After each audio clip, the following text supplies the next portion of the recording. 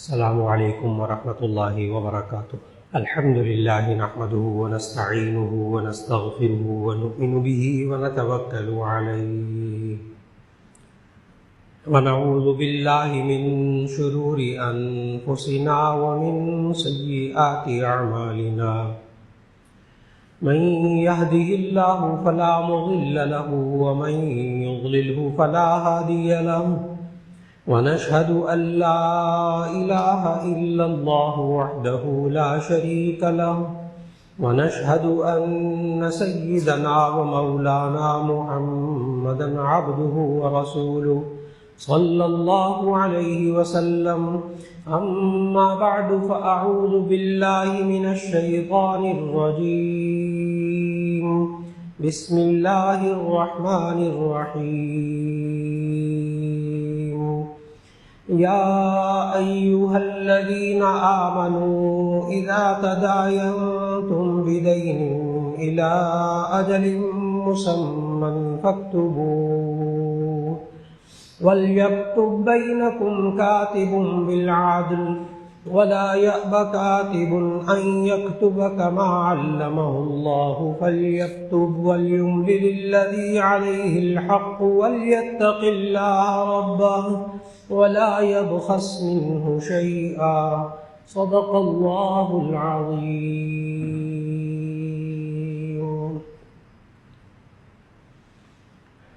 اللہ رب العزت نے انسان کے اندر جن جذبات اور احساسات کو رکھا ہے، ان میں سے ایک جذبے کا ذکر ہوا کہ یہ انسان آج عزت چاہتا ہے، عزت کا بھوکا ہے، یہ کیسے عزت حاصل کرے. گزشتہ ملاقاتوں میں اس کا ذکر ہوا.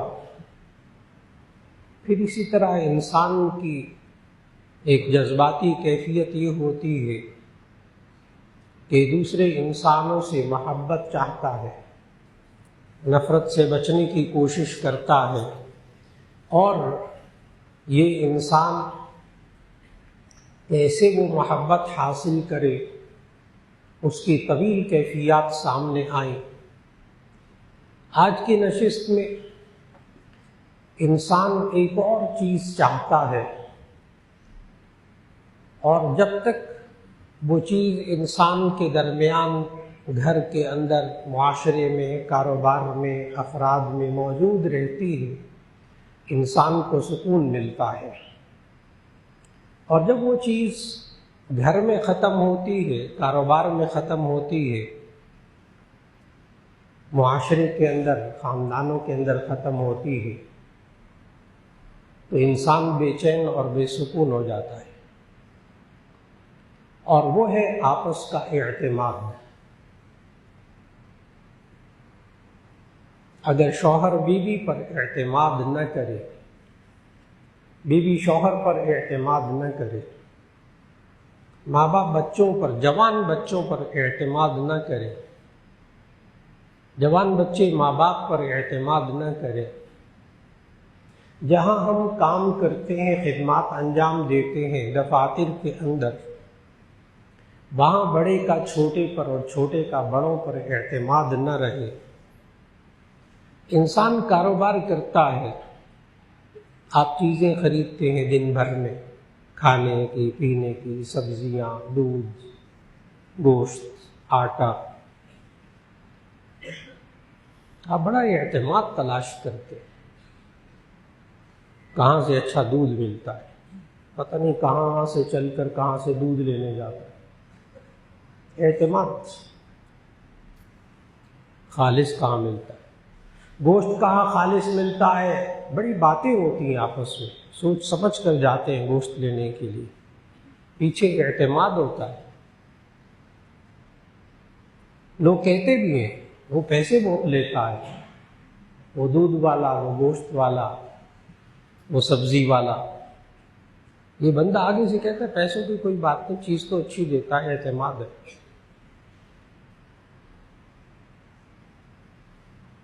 بالکل یہی صورت رشتوں کے اندر ہے. خاندانی رشتوں میں بھی جب آپس کا اعتماد ہوتا ہے، ایک دوسرے پر بھروسہ ہوتا ہے، یہی حال لین دین کے معاملات میں۔ آج کاروبار، دنیا میں جس شخص کا کاروبار چلا ہے نا، وہ اعتماد کے بل پر، اور جس کا کاروبار ڈوبا ہے نا، بد اعتمادی کی وجہ سے۔ بڑے بڑے تاجر دیکھے، جب آپس کا اعتماد کھو دیا، گاہک کا اعتماد کھو دیا، اور کافر ملکوں کی تعریف نہیں کر رہا، لیکن کافر ملکوں کے اندر اگر تجارت میں کامیابیاں آپ دیکھتے ہیں تو وہاں آپ کو بیچ میں جو چیز نظر آئے گی وہ اعتماد۔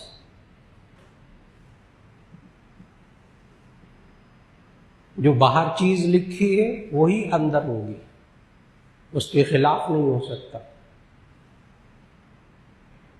اگر دودھ کی بوتل ہے تو اس کے اندر یہ کچھ ہے، اگر دوا ہے تو اس کی بوتل کے اندر یہ کچھ ہے، جو باہر لکھا ہے وہ اندر ہے۔ دوائیوں میں بھی ایک مریض کا اور ڈاکٹر کے ساتھ جو تعلق ہوتا ہے وہ اعتماد کا بنیادی تعلق ہوتا ہے۔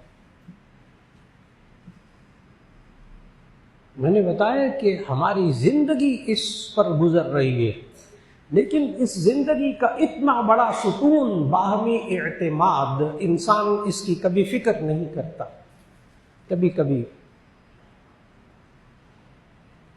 اس کو اگنور کر دیتا ہے، اس طرف توجہ نہیں دیتا۔ یہ اعتماد ختم کیسے ہوتا ہے اور یہ باہمی اعتماد پیدا کیسے ہوتا ہے؟ اعتماد ختم ہو جائے تو نقصان کیا ہوتا ہے؟ اعتماد باقی رہے تو اس کے فائدے کیا ہوتے ہیں؟ قرآن و سنت کی روشنی میں آج صرف اسی موضوع کو ذکر کرنا مقصود ہے کہ زندگی کا اتنا بڑا ستون اور یہ اعتماد کی جو دیوار ہے، مضبوط دیوار اعتماد کی، اس کے بارے میں بڑے غور سے زندگی کے اندر ایک اصول ذہن میں رکھنا چاہیے۔ اعتماد کی دیوار کے بارے میں، مضبوط دیوار، اس کے بارے میں ایک اصول ذہن میں زندگی میں ہمیشہ رکھنا چاہیے، خاص طور پر اپنے نوجوان بچے اور بچیوں کو سکھانا چاہیے، اپنے ملازموں کو سکھانا چاہیے، اپنے ماتحتوں کو سکھانا چاہیے۔ اس لیے کہ اگر یہ اعتماد کی دیوار بنتی بہت دیر سے، اعتماد کی دیوار بنتی بہت دیر سے، گرتی ایک دھکے سے، ایک واقعے سے۔ کتنا آپ کا وفادار ملازم ہوتا ہے، لیکن ایک دفعہ آپ کے ساتھ دھوکہ کرتا ہے تو آپ کہتے ہیں کہ انہوں نے 20 سال 25 سال کی محنت پہ پانی پھیر دیا۔ صرف ایک واقعہ۔ آج نوجوان بچے اور بچیاں، ماں باپ پڑھے لکھے نوجوان بچے اور بچیاں، یہ ماں باپ کے لیے شکوہ کر رہے ہیں کہ پتہ نہیں کیا ہو گیا ہمارے ماں باپ کو کہ ہم اتنے بڑے ہو گئے، پڑھ لکھ گئے، ابھی بھی ماں باپ ہم پر اعتماد نہیں کرتے۔ دراصل اس کے پیچھے کہانیاں ہوتی ہیں، انہی بچوں کی زندگی ہوتی ہے، ایک دو نہیں، کئی کہانیاں، جس کی وجہ سے وہ جو پڑھ لکھ کر قابل ہو جاتے ہیں پھر بھی ماں باپ کا اعتماد اپنے بچوں پر نہیں ہوتا۔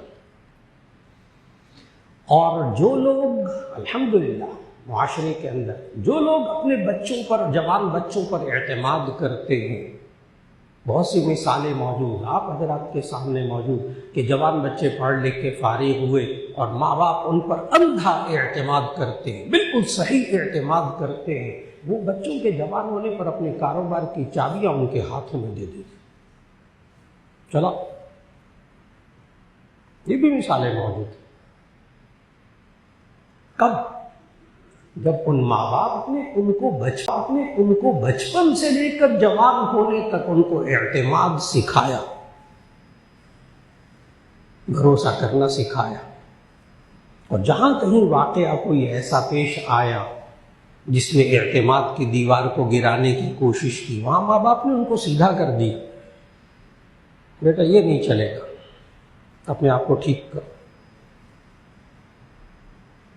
وہ پھر جوان ہونے پر، اور ایسے بھی میاں بیوی ہیں جو گھر میں کسی الماری کو تالا ہی نہیں لگاتے، پیسے ہیں تو وہ عام پڑے ہوئے، زیور ہے وہ عام پڑا ہوا ہے، ان کو گھریلو ملازموں پہ اتنا اعتماد ہے۔ لوگ کہتے ہمارے گھر میں تو کسی چیز کو تالا نہیں لگاتے، اعتماد۔ اور یہی حال کاروباری ساتھیوں کے اندر ہے۔ اگر کاروباری ساتھی بھی ایک دوسرے پر اعتماد کریں گے، اور یہ کہنے سے نہیں ہوتا مجھ پر اعتماد کرو، مجھ پر بھروسہ کرو، یہ تقریروں سے نہیں ہوتا، یہ دعووں سے نہیں ہوتا، یہ عمل سے ہوتا ہے۔ ان چیزوں کو ختم کرنا پڑتا ہے جن کی وجہ سے اعتماد ختم ہوتا ہے، ان چیزوں کو پیدا کرنا پڑتا ہے جن چیزوں کی وجہ سے آپس میں اعتماد ہوتا ہے۔ اور اہم ترین چیز معاملات۔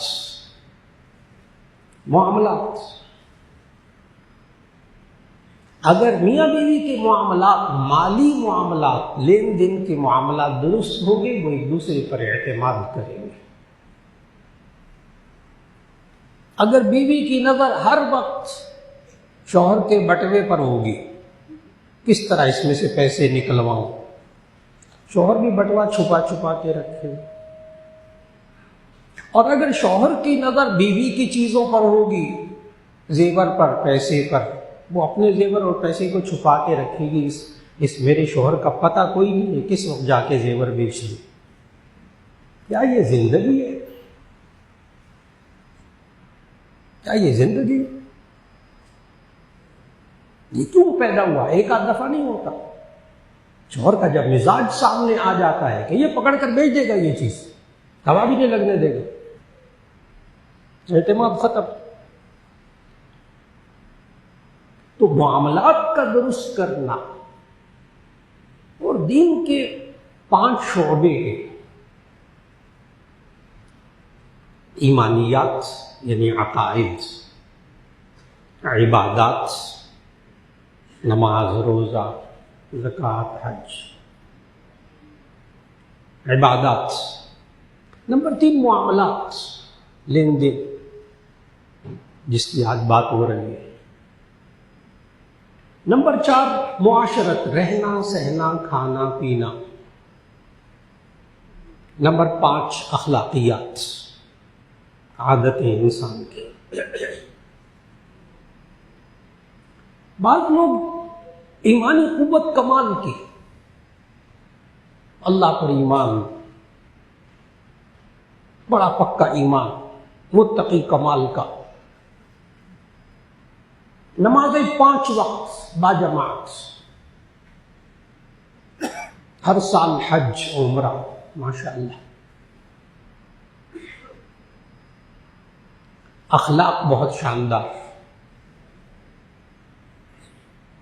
لیکن افسوس سے کہنا پڑتا ہے کہ 5 وقت کی نمازیں، عبادت گزار، متقی، با اخلاق، معاملات کی لائن میں زیرو، معاملات کی لائن میں زیرو۔ ابھی تک بیوی کا حق مہر ہی نہیں دیا، باقی کیا رہ گئے؟ بچے جوان ہو گئے، قرض ہے، فرض ہے حق میں بیوی کا، نہیں دینا۔ ویسے شادی کے موقع پر لاکھوں روپے کا زیور بنا کے دے دیں گے، منہ دکھائی دیں گے، لاکھوں روپے، لاکھوں روپے کھانے پہ لگا دیں گے جو فرض نہیں ہے، حق مہر فرض ہے، نکاح کے فوراً بعد فرض ہو جاتا ہے، وہ نہیں دینا۔ یہ اتنا لازم ہے معاملات کی صفائی، معاملات کی صفائی یہ اتنا لازم ہے کہ اگر بیوی کا حق مہر شوہر کے ذمے ہو اور شوہر فوت ہو جائے تو اس کی جائیداد وراثت میں تقسیم کرنے سے پہلے اس کا حق مہر بیوی کو بیوہ کو دیا جائے گا، وراثت تقسیم کرنے سے پہلے، کیونکہ اس کے ذمے قرض ہے۔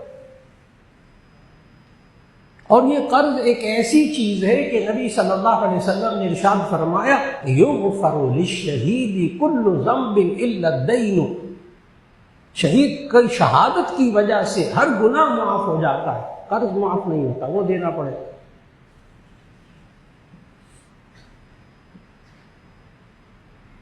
یہ انسان آج اپنی زندگی کے معاملات کو درست کرنے کی کوشش کرے، اعتماد قائم ہوگا، اور جب معاملات درست نہیں ہوں گے تو باہمی اعتماد نہیں ہوگا۔ گھر کے اندر یہ انسان اپنی شادی کے بعد کی زندگی سے اپنے معاملات کو درست کرنا شروع کر دے۔ یہ کاروبار کو شروع کرتے ہی اپنے معاملات کو درست رکھے۔ کیسے؟ یہ اتنی اہمیت ہے والی بات ہے معاملات کو درست کرنا کہ قرآن مجید کی سب سے لمبی آیت، سب سے طویل ترین آیت، آیت مداینہ، اس کو مفسرین کہتے آیت مداینہ، سورہ بقرہ کے آخری رکوع سے پہلے والے رکوع کے شروع کی آیت، قرآن مجید کی سب سے لمبی آیت۔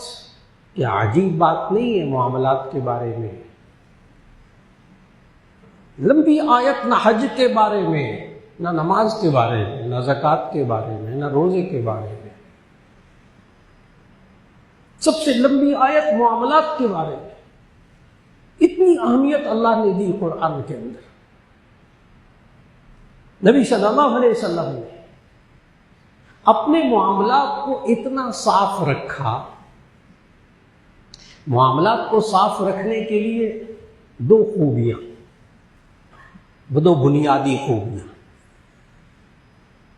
الصادق الامین، الصادق الامین، سچا امانت دار۔ تاجر اپنے معاملات کو درست کرنا چاہتا ہے، دو خوبیاں یہی والی۔ سچے نبی صلی اللہ علیہ وسلم نے فرمایا التاجر الصدوق الامین مع النبیین والصدیقین والشہداء، کہ سچا امانت دار تاجر اس کا مقام انبیاء کے ساتھ ہے، شہداء کے ساتھ ہے، صالحین کے ساتھ ہے۔ وہاں بھی دو خوبیاں بیان ہوئی، سچائی اور امانت۔ نبی صلی اللہ علیہ وسلم نے نبوت ملنے سے پہلے جوانی کے اندر اپنے معاملات کو بالکل صاف رکھا، اور نبی صلی اللہ علیہ وسلم کو نبوت ملنے سے پہلے قریش مکہ، کفار مکہ کی طرف سے اعتماد ملا ہے، اعتماد کی دولت ملی۔ ان قریش مکہ نے یہ دو لقب دیے تھے نبی صلی اللہ علیہ وسلم کو، صادق الامین، سچا امانت دار۔ آج نوجوان بچوں کو، بچیوں کو سمجھانا ہوگا، بیٹا اپنے اندر سچائی اور امانت داری پیدا کر لو، ہم ماں باپ تم پر اعتماد کریں، خود بخود اعتماد ہو جائے گا۔ نمبر ایک سچائی، سچا۔ اور نبی صلی اللہ علیہ وسلم نے تجارت کی جوانی کے اندر۔ حضرت خدیجہ رضی اللہ تعالیٰ عنہ نے، انہوں کو بڑی مالدار بیوہ تھی مکے کی، انہوں نے اپنا سامان دیا نبی صلی اللہ علیہ وسلم کو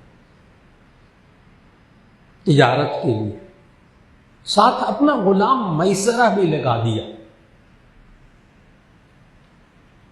اس غلام نے واپس آ کر جو رپورٹ دی ہے نا نبی صلی اللہ علیہ وسلم کی تجارت کے بارے میں، کہ آپ نے یہ معاملات کیے اور اس طرح کیے اور لوگوں کے ساتھ لین دین اتنا اچھا، اس بنیاد پر حضرت خدیجہ رضی اللہ تعالیٰ عنہ نے نکاح کا پیغام بھیجا نبی صلی اللہ علیہ وسلم۔ یہ رشتے جو ہے نا، یہ اعتماد کی وجہ سے ہوتے ہیں۔ ہم جب رشتہ تلاش کرتے ہیں معاشرے کے اندر تو ماں اپنے جوان بچے کے 10 عیبوں کو چھپاتی ہے، جھوٹ بولتی۔ یہ ماں باپ اپنے بچیوں کے 20 عیبوں کو چھپاتے ہیں، جھوٹ بولتے۔ تنخواہ کتنی ہے، غلط تنخواہ بتائیں گے۔ تعلیم کتنی ہے، غلط تعلیم بتائیں گے۔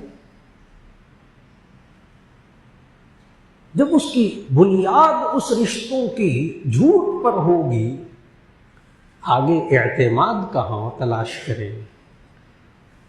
نبی صلی اللہ علیہ وسلم کی پہلی شادی ہوئی اعتماد کی بنا پر۔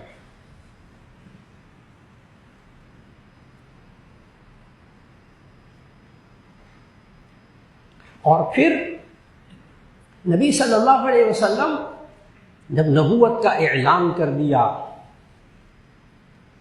تب بھی کفار مکہ نے صادق اور امین، سچا اور امانت دار کا لقب دیا۔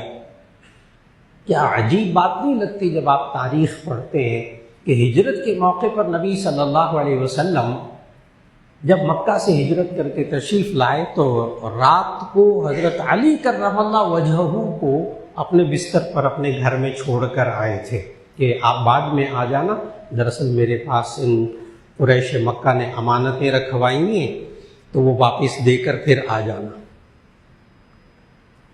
یعنی آپ کو حیرت نہیں ہوتی کہ جان کے دشمن، دین کے دشمن، خاندان کے دشمن، وہ 3 سال شیعہ ابی طالب کے اندر اتنا بھوکا پیاسا رکھا نبی صلی اللہ علیہ وسلم کو، ان کے خاندان کو۔ جان کے دشمن، خاندان کے دشمن، دین کے دشمن، نبی صلی اللہ علیہ وسلم کی ذات کے دشمن، پیسے رکھوانے تو نبی صلی اللہ علیہ وسلم کے پاس۔ اعتماد کی بھی تو انتہا ہے نا، اعتماد کی انتہا ہے، پیسے رکھوانے تو نبی صلی اللہ علیہ وسلم کے پاس۔ اور پھر نبی صلی اللہ علیہ وسلم نے یہی اعتماد کی فضا مدینہ منورہ کے اندر قائم کی، اور یہاں تک نبی صلی اللہ علیہ وسلم نے فرمایا آج ہر مومن کو وہ حدیث ذہن میں رکھنی چاہیے کہ نبی صلی اللہ علیہ وسلم نے نشاندہی کی ہے کہ آپس کا اعتماد کو کون سی چیز کھا جاتی ہے، یہ میاں بیوی کے اعتماد کو کون سی چیز کھا گئی ہے، جوان بچے اور بچیوں کا ہم پر اعتماد، ان کا ہم پر، ان پر ہمارا اعتماد، کون سی چیز کھا گئی؟ آج کاروبار کے اندر کیا چیز باہمی اعتماد کو کھا گئی؟ بتائیں نبی صلی اللہ علیہ وسلم نے نشاندہی فرمائی۔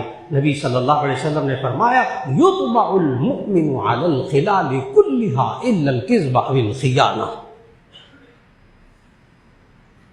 یطبع المؤمن علی الخلال كلها، مومن کے اندر ہر خصلت جمع ہو سکتی ہے، الا الکذب او الخیانہ، ایک جھوٹ اور خیانت جمع نہیں ہو سکتی۔ مومن کے اندر ہر خصلت جمع ہو سکتی ہے، ایک جھوٹ اور خیانت جمع نہیں ہو سکتی۔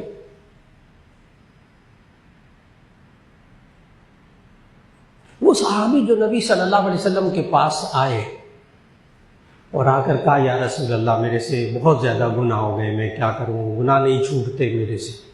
لوگ پریشان ہیں آج اس مسئلے میں بھی کہ ہم سے گناہ نہیں چھوٹتے۔ نبی صلی اللہ علیہ وسلم نے پتہ ہے بسم اللہ کہاں سے کی؟ سوچنے کی بات ہے۔ انہوں نے کہا یا رسول اللہ میرے سے بہت گناہ ہوتے ہیں، اب بسم اللہ کہاں سے کی؟ فرمایا بس جھوٹ بولنا چھوڑ دو، جھوٹ بولنا چھوڑ دو۔ شروع ہو گئے، صحابی بن گئے رضی اللہ عنہ ورضوا عنہ۔ یہ نوجوان بچے اور بچیاں ماں باپ سے جھوٹ بولے، دوج دیں، فراڈ کریں، چیٹنگ کریں، اب ماں باپ ان پر اعتماد کریں ناممکنات میں سے۔ بچیاں پتہ نہیں کن کن معاملات میں ماں باپ سے جھوٹ بولتی ہیں، چاہتی ہیں ماں باپ ہم پر اعتماد کریں، ناممکن۔ یہ جوان بچے پتہ نہیں کن کن معاملات میں ماں باپ سے جھوٹ بول لیتے ہیں. اب کہتے ماں باپ ہم پر ہم جوان ہو گئے، ہم اعتماد کریں. پیچھے کہانیاں ہیں. یہی کاروبار کے اندر آج وہ لوگ جو دھوکہ نہیں دیتے، اب ایک سچائی ہے اور ایک امانت داری ہے. امین بننا، جس کا جو حق ہے وہ اس کو دے دیا جائے، آپس کا اعتماد قائم ہوگا. امانت داری.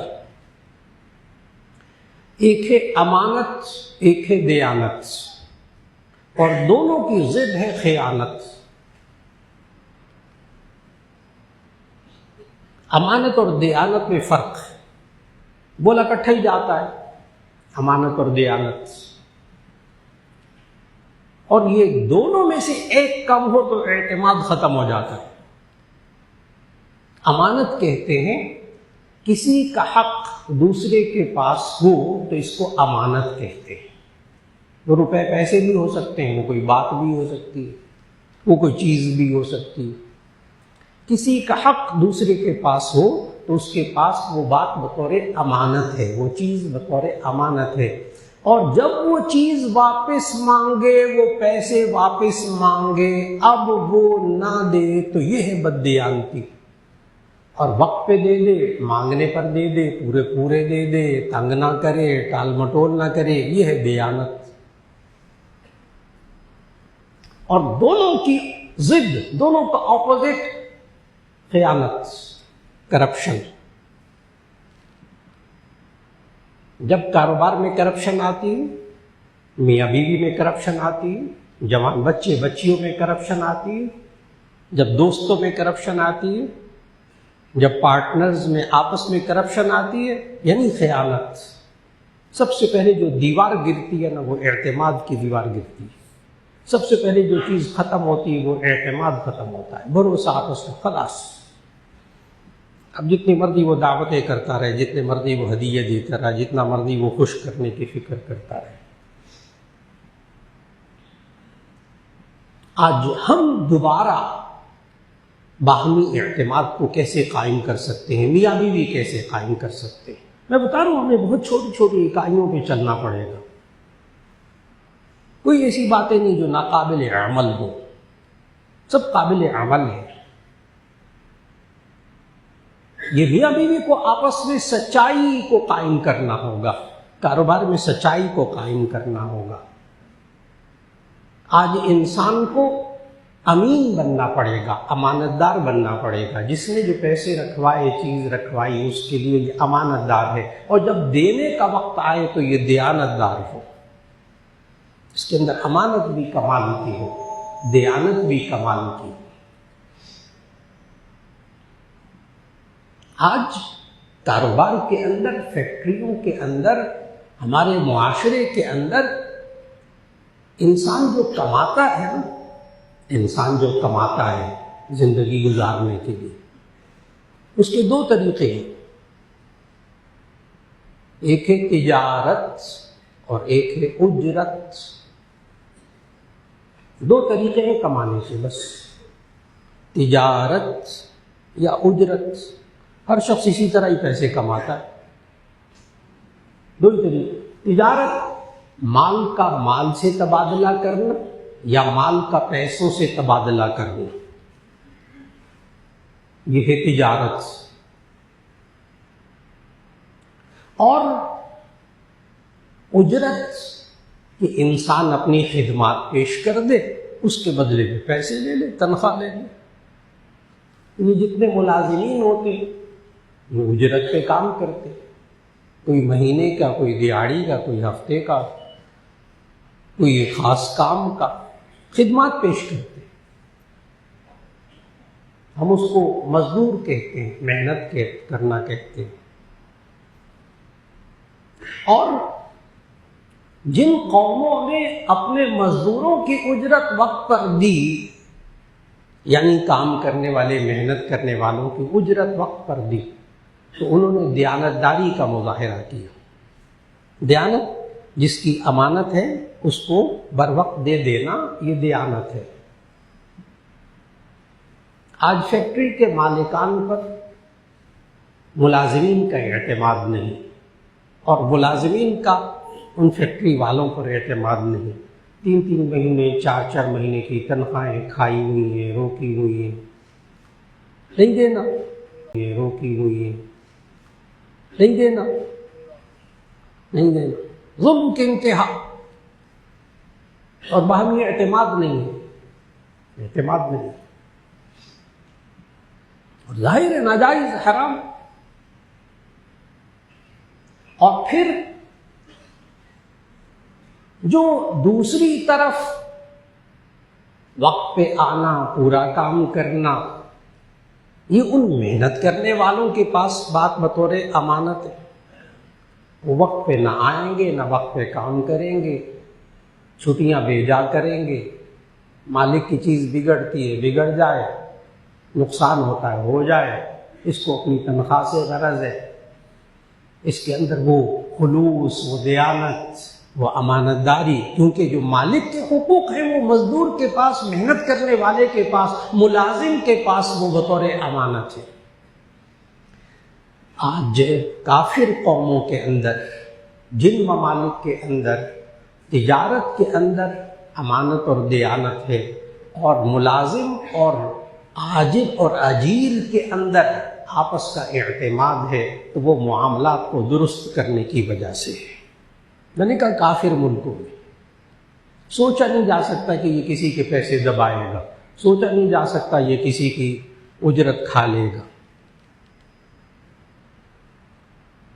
اور جب ہم اپنی آنکھوں سے دیکھتے ہیں اس معاشرے کے اندر، اللہ جزائے خیر دے، ہمارے حضرت محتومی صاحب مولانا ارشد گوئی صاحب تشریف فرما، انہوں نے بڑی زندگیاں گزاری ہیں ان تمام معاملات کے اندر۔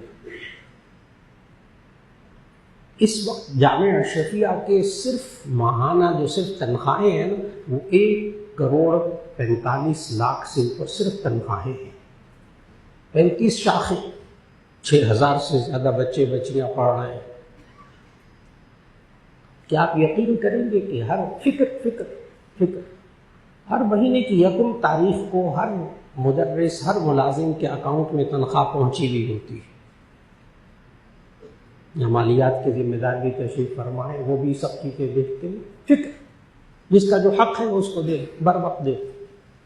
ٹال مٹول کرنا 10 تاریخ تک، 11 تاریخ تک، 12 تاریخ تک تنگ کر کے دینا، پیسے روکنا، یہ وہ چیزیں ہیں جو بددیانتی میں شامل ہوتی ہیں، اور انہوں نے آپس کا اعتماد ختم کیا ہے۔ میں بتا رہا ہوں کہ ہماری فیکٹری میں آج کیا ہوا، ہمارے گھروں میں کیا ہوا، ہمارے کاروبار میں کیا ہوا۔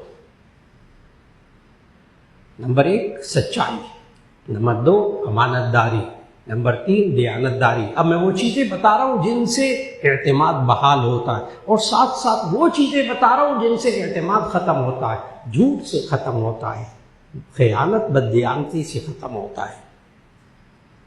آپس میں ایک دوسرے کا حق ادا کر دینا، اس سے اعتماد بحال ہوتا ہے۔ ایک دوسرے کے حق کو مارنے کی کوشش میں لگے رہنا، یہ آپس میں اعتماد کو ختم کرتا ہے۔ آج بیوی یہ سمجھتی ہو کہ یہ شوہر جو ہے نا، یہ مالیاتی امور میں بڑا کھرا ہے، باقی سب ٹھیک ہے، اور باتیں اس میں بہت ساری ہیں، لیکن مالی اعتبار سے کوئی چیز میرے سے لیتا ہے، پیسے لیتا ہے۔ یاد رکھ لیجیے گا، ہمارے معاشرے کے اندر کہتے ہیں میاں بیوی ہمارے درمیان کیا تکلف، لہٰذا بیوی میاں کے پیسے کھاتی ہے، بیوی میاں کے پیسے، دونوں ایک دوسرے کے پیسے کھاتے رہتے، کوئی پرواہ نہیں ہوتی۔ ہم اس کو بے تکلفی پر محمول کرتے ہیں۔ بہت عجیب بات ہے، یہ بے تکلفی نہیں ہے، یہ زہر ہے۔ مفید الطالبین عربی ادب کا ایک جملہ ہے، تعاشروا کالاخوان وتعاملوا کالاجانب۔ غور کرنا ہے آج اعتماد کیوں ختم ہوا۔ تعاشروا کالاخوان وتعاملوا کالاجانب، یہ حدیث نہیں ہے، لیکن اس جملے کا مفہوم حدیث بہت ساری حدیثوں میں موجود ہے۔ غور کیجیے گا اس جملے پر۔ یہ جو ہے نا، 2 بھائی ہوتے ہیں کاروبار میں، اور پتہ ہی کچھ نہیں، بس یہ ہم بھائی بھائی ہیں جی، حقیقی بھائی ہیں ہم، ایرے گہرے تھوڑے ہیں، بس وہ کتنا کھا رہا ہے، وہ کتنا لے جا رہا ہے، وہ کیا کر رہا ہے، کوئی پرواہ نہیں ہوتی جی ہمارے درمیان، بڑی محبت ہے۔ ایسے ہی خام خواہ دعوے ہیں جھوٹے۔ جب بچے ہو جاتے، بیوی آ جاتی، بچے ہوتے، اس کے بعد یہی لڑتے بھائی آپس میں جو پہلے بڑے بے تکلف ہو کر وقت گزارتے تھے۔ کیا ہوا؟ شادی ہو گئی، بچے ہو گئے، تو اب اعتماد کیوں ختم ہوا؟ اس لیے کہ اس جملے پر عمل نہیں کیا۔ تعاشروا کالاخوان وتعاملوا کالاجانب، رہو سہو بھائیوں کی طرح، معاملہ کرو اجنبیوں کی طرح۔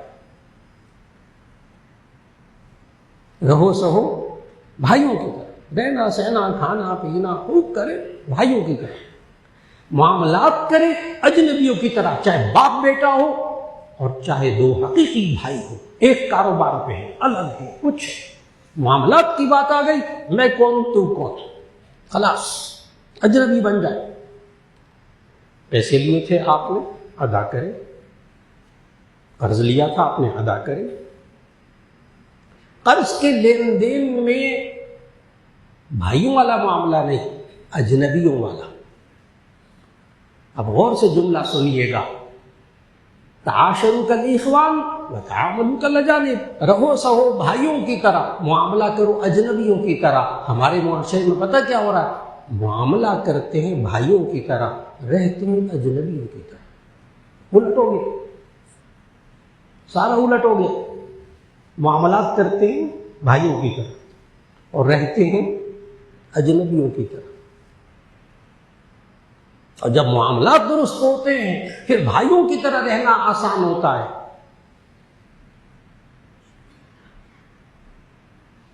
اور پھر اللہ نے کیا سکھایا اس آیت مدائنہ میں اعتماد کا حاصل کرنے کے طریقے؟ یا ایھا الذین آمنوا اذا تداینتم، آج جو کوئی بندہ قرض دے، معاملات کرے، لین دین کرے، جائیداد کی خرید و فروخت کرے، اپنے حقیقی بھائیوں کے ساتھ، حقیقی بہنوں کے ساتھ جب معاملات کرنے لگے، اجنبی بن جائے، اجنبی بن جائے۔ آیت پڑھنے لگا ہوں سورۃ البقرہ کے آخری رکوع سے پہلا رکوع، میں نے بتایا اللہ نے معاملات کو اتنی اہمیت دی ہے کہ قرآن مجید کی سب سے لمبی آیت مدائنہ کہتے ہیں آپس میں لین دین کرنا، قرض بر کرنا۔ اللہ نے پہلا حکم کیا دیا؟ جس حکم کو ہمارے معاشرے میں تاجر بھی، لین دین والے بھی، قرض والے بھی، رشتہ دار بھی اس آیت پر عمل نہیں کرتے، جس کی وجہ سے آپس میں اعتماد نہیں ہوتا۔ آیت پڑھ کے ترجمہ کرنے لگا، یا ایھا الذین آمنوا اذا تداینتم بدین الی اجل مسمى فاکتبوہ۔ سوچے کون کہہ رہا ہے؟ خالق کہہ رہا ہے، جس نے ہمیں بھی پیدا کیا ہے، ہماری جان کو بھی پیدا کیا ہے، ہمارے مال کو بھی پیدا کیا، اس کو پتا ہے یہ مال کا لین دین کیسے کرنا ہے۔ نہیں کرو گے تو آپس کا اعتماد، بھروسہ ختم ہو جائے گا۔ یا ایھا الذین آمنوا اذا تداینتم بدین الی اجل مسمى فاکتبوہ، اے ایمان والو جب تم آپس میں معاملات میں لین دین کیا کرو تو لکھ لیا کرو۔ آج بھائی کو قرض دے کر ذرا لکھوانے کی کوشش تو کر لے، وہ قرض کی رقم یہاں چھوڑ کے جائے گا، کہنے کہ یہ ہمارے سے لکھت پڑھت کروانی ہے، بھائی ہیں ہمارے، غیر نہ کام کرے، مجھے نہیں ضرورت اس قرض کی۔ آج وہ اللہ کے حکم پر عمل کرنے کو تیار نہیں ہے۔ اللہ کہہ رہا ہے جب تم آپس میں لین دین کیا کرو لکھ لیا کرو۔ وہ لکھتے نہیں ہیں، بعد میں کہتے ہیں تم نے اتنا دینا تھا، وہ کہتا ہے تم نے اتنا دینا تھا، وہ کہتا ہے میں نے تو دے دیا۔ نبی صلی اللہ علیہ وسلم نے جو اعتماد کی دیوار معاشرے میں قائم کی تھی نا، ایک دفعہ ایک صحابی نبی صلی اللہ علیہ وسلم کے ساتھ جا رہے تھے، ایک یہودی آیا سامنے سے، کہنے لگا آپ نے میرے سے قرض لیا تھا واپس نہیں کیا، حالانکہ نبی صلی اللہ علیہ وسلم نے وہ قرض واپس کر دیا تھا۔ تو وہ یہودی کہنے لگا آپ نے مجھ سے قرض لیا تھا واپس نہیں کیا، وہ جو 7 صحابی جا رہے تھے نا، ان کے سامنے نبی صلی اللہ علیہ وسلم نے اس کو جواب دیا، یہودی کو، میں نے آپ کا قرض آپ کو واپس کر دیا تھا، میں نے آپ کا قرض آپ کو واپس کر دیا تھا۔ بس نبی صلی اللہ علیہ وسلم اتنا جملہ بولا، یہودی کہنے لگا گواہ لاؤ۔ اب یہ دوسری چیز جس کا اللہ نے حکم دیا تھا اسی آیت میں، ان کو بڑا معاملہ ہو تو گواہ بنا لیا کرے، اسی آیت میں ان کو بڑا معاملہ ہو تو گواہ بنا لیا کرے۔ اور جو ہی نبی صلی اللہ علیہ وسلم نے کہا کہ میں نے وہ قرض دے دیا تھا، تو یہودی کہنے لگا گواہ لاؤ۔ تو صحابی جو ساتھ کھڑے تھے، یہودی کو اندازہ تھا اس کو گواہ نہیں تھے، تو یہودی کہنے لگا گواہ لائے اگر آپ نے قرض دے دیا تھا۔ تو ساتھ جو صحابی تھے انہوں نے فوراً کہا یا رسول اللہ صلی اللہ علیہ وسلم، میں گواہی دیتا ہوں کہ آپ نے قرض دے دیا تھا۔ یہودی کہنے لگا اچھا ممکن ہے اس نے دیکھ لیا ہو، اچھا ٹھیک ہے۔ یہودی کہنے لگا ٹھیک ہے چلا۔ نبی صلی اللہ علیہ وسلم نے صحابی کو پکڑ لیا اور کہا کہ تم تو تھے نہیں وہاں، گواہی کیسے دے دی؟ آپ تو نہیں تھے وہاں تو گواہی کیسے دے دی؟ اب جملہ سننے والا ہے، اعتماد، کمال کا اعتماد، جملہ سننے والا ہے ان صحابی کے بارے میں۔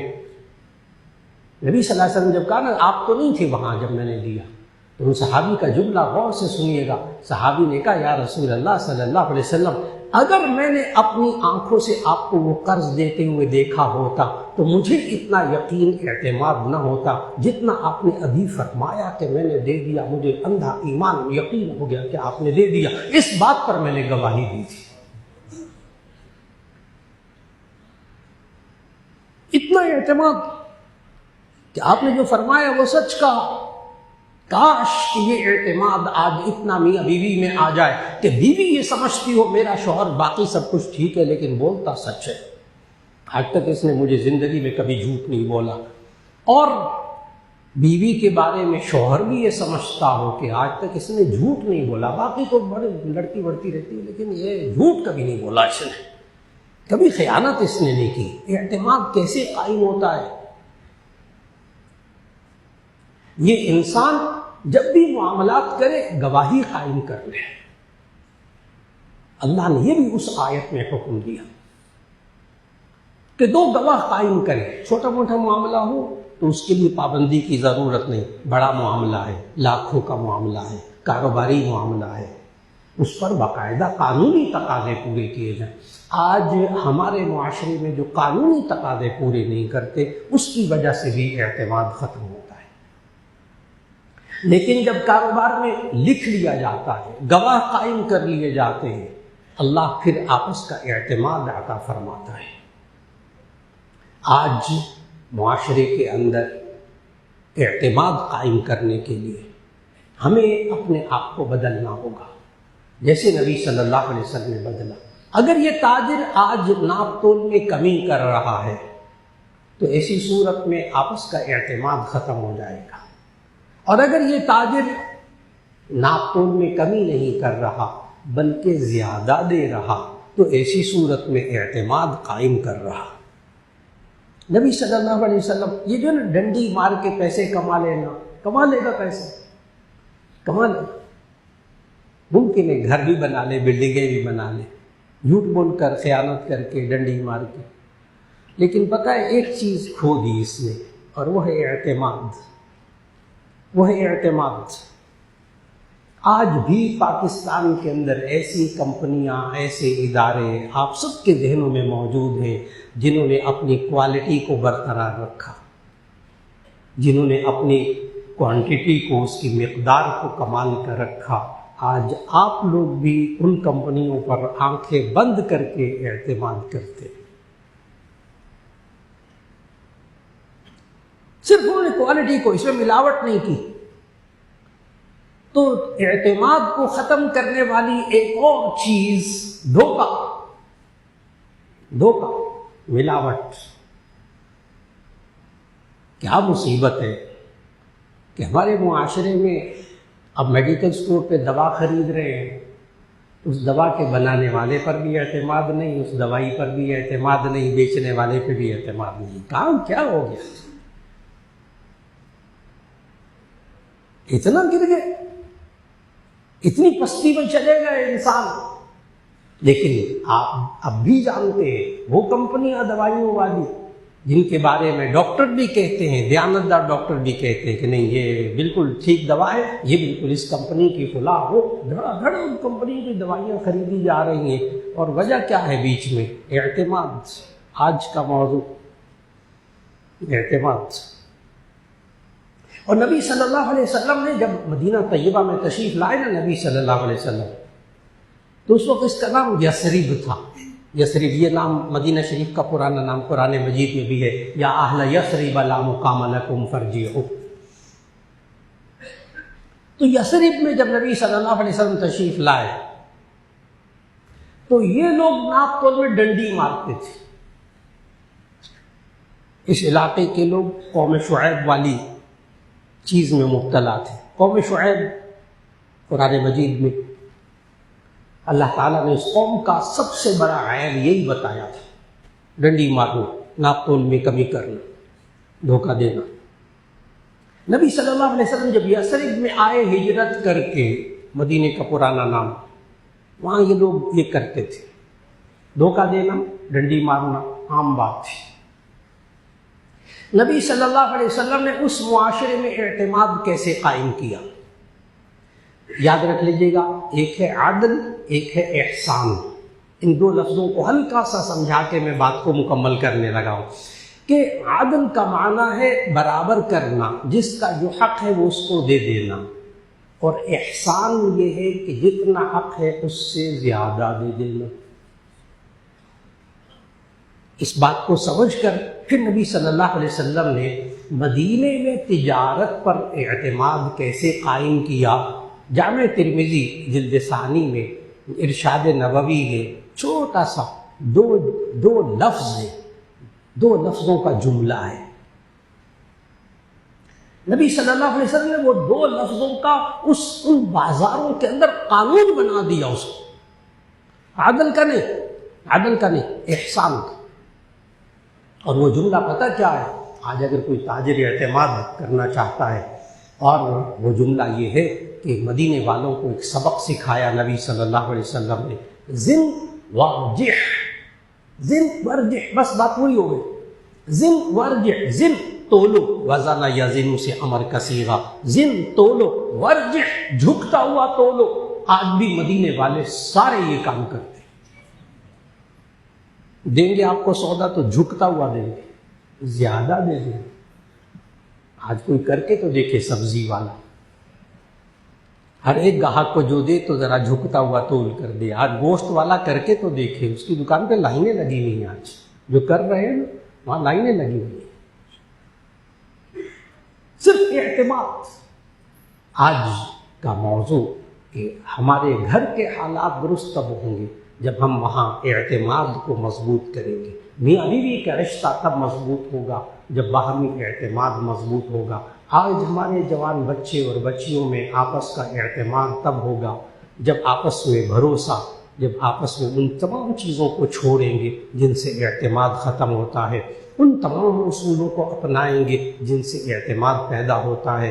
آج کوئی انسان اپنے کاروبار کو چمکانا چاہتا ہے، اس کو گاہک کا اعتماد لینا پڑے گا۔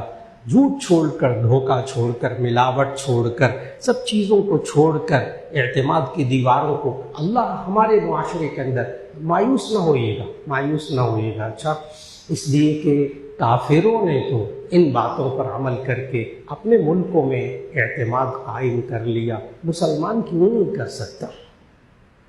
اور مسلمانوں میں بھی آج جہاں جس نے یہ کام کر لیے، اس نے گاہک کا اعتماد لے لیا، معاشرے کا اعتماد لے لیا۔ اللہ ہم سب کو یہ بد اعتمادی سے نجات دے دے، اور یہ آپس میں ایک دوسرے کا اعتماد اللہ نصیب فرما دے، اور اس کے نتیجے میں اللہ پھر ذہنی اور جسمانی سکون اور برکتیں عطا فرما دے۔ دعا فرما لیجیے گا۔ الحمدللہ رب العالمین، اللہم صلی علی سیدنا ومولانا محمد وعلی آل سیدنا ومولانا محمد وبارک وسلم۔ ربنا آتنا فی الدنیا حسنة وفي الآخرة حسنة وقنا عذاب النار ربنا لا تزغ قلوبنا بعد إذ هديتنا وهب لنا من لدنك رحمة إنك أنت الوهاب۔ یا اللہ ہمارے گناہوں کو معاف فرما، ہماری لغزشوں کوتاہیوں کو معاف فرما۔ یا اللہ ہم سے آج معاملات کے اندر بہت سے گناہ ہو چکے، یا اللہ تو ہمیں معاف فرما دے۔ ہم نے اپنے کاروبار کو درست کرنے کی توفیق عطا فرما، قرآن و سنت کے مطابق بنانے کی توفیق عطا فرما۔ یا اللہ ہمیں اپنے رشتوں کو یا اللہ سچائی پر، دیانتداری پر قائم کرنے کی توفیق عطا فرما۔ یا اللہ ہمیں اپنے جوان بچے اور بچیوں کے اندر ان خوبیوں کو پیدا کرنے کی توفیق عطا فرما جس کی وجہ سے ہم اپنے جوان بچے اور بچیوں پر آنکھیں بند کر کے اعتماد کر لیں۔ اے اللہ ہمیں وہ دولت عطا فرما دے۔ اے اللہ ہمیں میاں بیوی کے اندر، گھروں میں یا اللہ ہمیں آپس کا اعتماد عطا فرما دے۔ اور یا اللہ آج پوری دنیا نے پاکستان پر اعتماد کیا ہوا ہے، سربراہان پر اعتماد کیا ہوا ہے، ہمارے افواج پاکستان پر اعتماد کیا ہوا ہے۔ یا اللہ ان سب کو یہ اعتماد باقی رکھنے کی توفیق عطا فرما دے، اور یا اللہ پوری دنیا میں امن نصیب فرما دے۔ یا اللہ یہ آپس کا اعتماد ایک ایسی چیز ہے جو مسلمانوں کا زیور ہے۔ اے اللہ اس زیور سے ہر مسلمان کو سجنے کی توفیق عطا فرما۔ اور یا اللہ کو ملک پاکستان کے اندر، ہمارے کاروبار کے اندر، ہماری دوائیوں کے اندر، ہمارے ڈاکٹروں کے اندر، یا اللہ ہمارے تمام رشتوں کے اندر یا اللہ اعتماد قائم فرما دے، برکتیں عطا فرما دے، ذہنی اور جسمانی سکون عطا فرما دے۔ اور یا اللہ جو کاروباری نقصان میں مبتلا ہے، یا اللہ جو رزق کی کیفیت میں، تنگی کی کیفیت میں ہے، یا اللہ سب کو حلال رزق عطا فرما دے، برکت والا رزق عطا فرما دے۔ جس گھر میں یا اللہ جو پریشانی ہے اس پریشانی کو دور فرما دے، اور یا اللہ دلوں میں جوڑ پیدا فرما دے۔ ربنا تقبل منا انک انت السمیع العلیم وتب علینا انک انت التواب الرحیم۔ ایک اہم دعا بھی فرما لیجئے۔ ہمارے بہت ہی بزرگ، لاہور کے نامور بزرگ شیخ الحدیث حضرت مولانا عبد القیوم نیازی صاحب جو جامع احیاء العلوم گلشن راوی کے محتمم ہیں، ان کا انتقال ہو گیا۔ اللہ تعالیٰ ان کی مغفرت فرمائے، ان کے درجات بلند فرمائے۔ اور آج جمعے کے دن نماز عشاء کے بعد یہاں جامع شفیع مسلم ٹاؤن میں ان کی نماز جنازہ ادا کی جائے گی۔ دعا ہے اللہ رب العزت ان کی حضرت مولانا عبد القیوم نیازی صاحب رحمۃ اللہ علیہ کی تمام دینی خدمات کو قبول فرما لے، اور یا اللہ تمام بزرگوں کی مغفرت فرما دے، ان کے پسماندگان کو صبر جمیل عطا فرما دے۔ یا اللہ ان کے تمام شاگردوں کو صدقہ جاریہ ان کے لیے بنا دے۔